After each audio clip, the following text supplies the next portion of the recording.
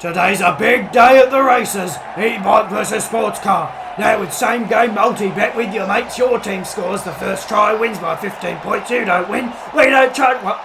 Wait. The e-bike already won? Oh, I just lost $150,000. The highly anticipated Anzac Bridge. Hey.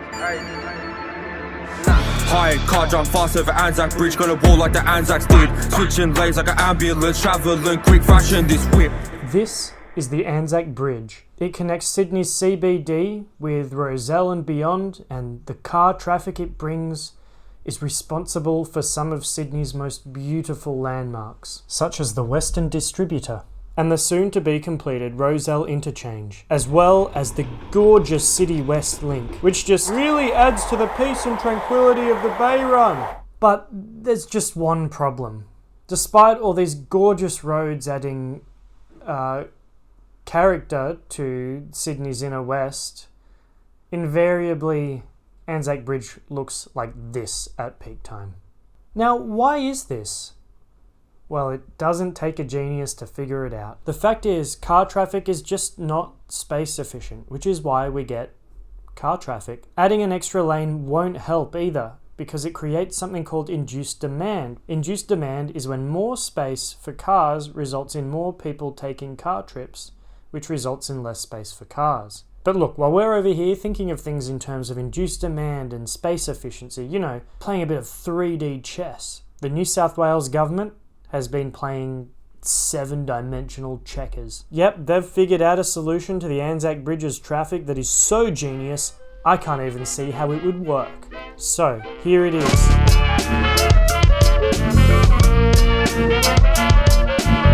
They're going to build a new on-ramp for the Western Distributor at Fig Street. So what's Fig Street like, you may ask?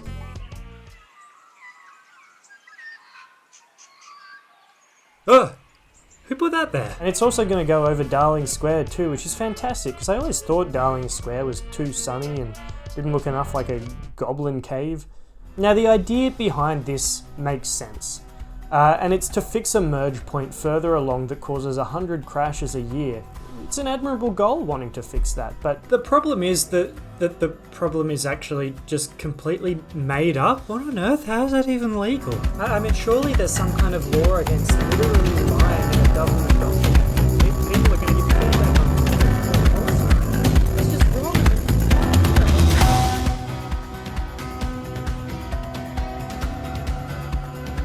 But look, this is where it gets really good. Another part of the government's genius plan to help people move more efficiently into the city is to make it harder to use the most efficient form of transport, walking, by removing a bunch of pedestrian crossings. Now look, it might sound counterintuitive, but trust me here, these pedestrian crossings are getting in the way of a high traffic flow area. And they're definitely not used by people living nearby or hanging around helping the economy by visiting local businesses or anything. Quick, stop the clip! Oh, okay, this one looks a bit better. All they're doing here is removing trees for apparently no reason and replacing a zebra crossing with a signalised crossing, so that's good. That's only a small inconvenience to pedestrians for no apparent reason.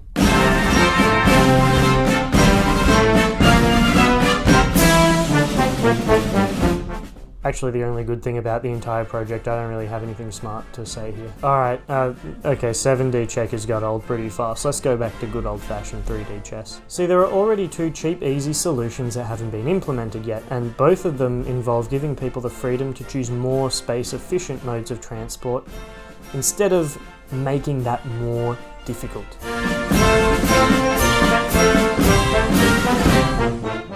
What? Bus lanes?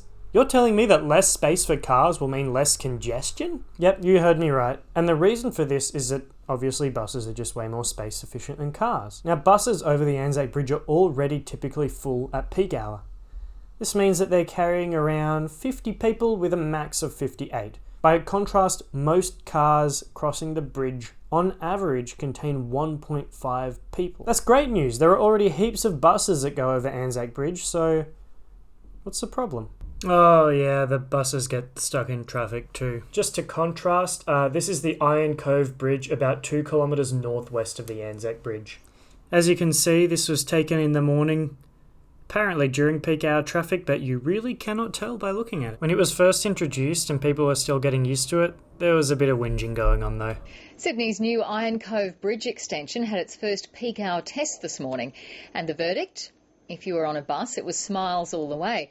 And if you were driving, well, that's another story. This morning we got savings at the peak of about 15 minutes for some buses, so that would have to be seen to be successful. $175 million, is it all worth it? No. Now, bus lanes and higher frequency buses would result in way faster buses, which would mean more people would catch the bus instead of driving their cars. No. This would allow more people to move over Anzac Bridge in a more space-efficient way, which would mean less traffic for the people who actually need to drive over Anzac Bridge. So Chris, I hear you asking, if it's so much faster to cycle over the Anzac Bridge when you're coming from the inner west than to drive over the Anzac Bridge, why don't more people do it? Well, the answer is it friggin' sucks.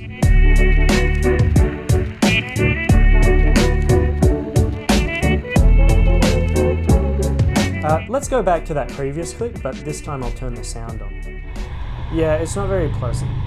It can also get super windy up here and it smells like exhaust fumes. It's also really long. According to Google Maps, it takes 20 minutes to walk over and 6 minutes to cycle before you can get away from all the smell and the noise, which tracks with my experience. Not to mention the slope. This bridge was very much designed for cars, not people who rely on leg power. I mean, back when I had an acoustic bike before I got an electric bike, my legs were tree trunks from regularly commuting over Anzac Bridge. Based on my observations when I ride over the bridge, all the slopes limit the use of the bridge to people who are either A, very, very fit and have showers where they're going, or B, people on electric bikes. The ramp to get up onto the bridge from Quarrymaster Drive also adds extra distance to the trip. And on the inner west side of the bridge, you're farted out onto either the cracked, crowded footpath of Victoria Road or the much quieter James Craig Road, which is better, but slower due to the added distance from ramps like on the CBD side. So an alternative route is obviously needed. If only there was an already built bridge that connected to all the cycleways that were already there and didn't have massive slopes. That would just be such an easy solution to our problem. Oh, whoa, what's that?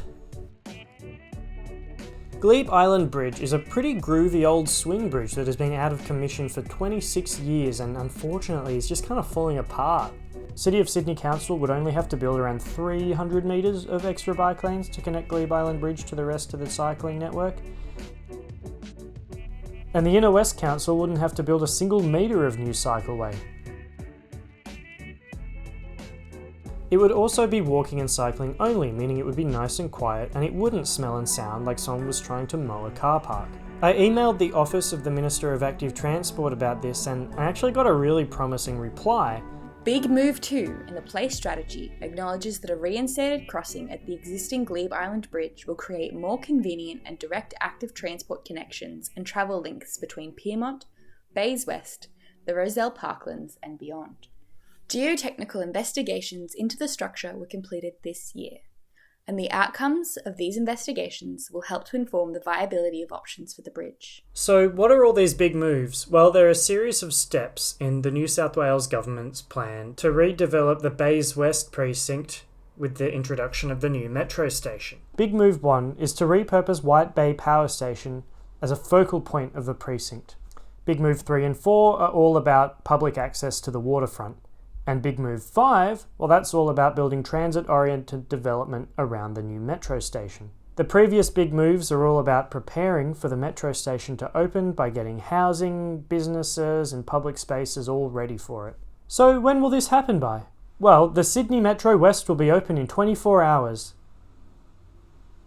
Wait, hang on.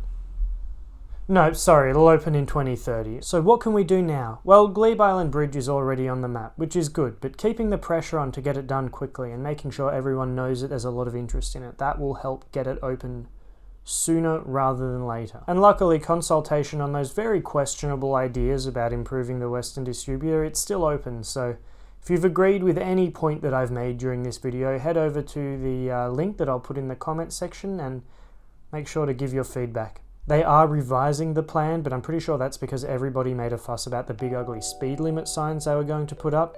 Let's make sure those revisions include, you know, it not happening at all. And the only way to make sure that happens is to make a fuss about that too. So let's fix congestion on Anzac Bridge instead of making it worse.